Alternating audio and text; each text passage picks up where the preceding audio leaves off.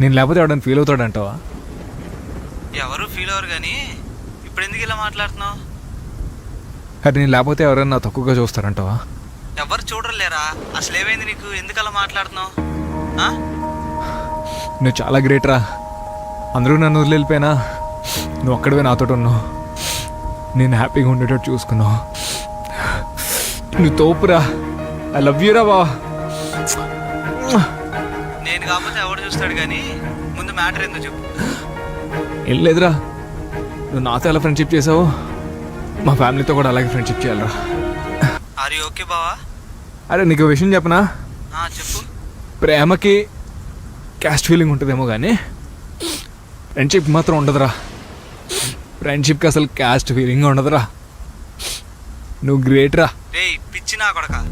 రేయ్ hello hello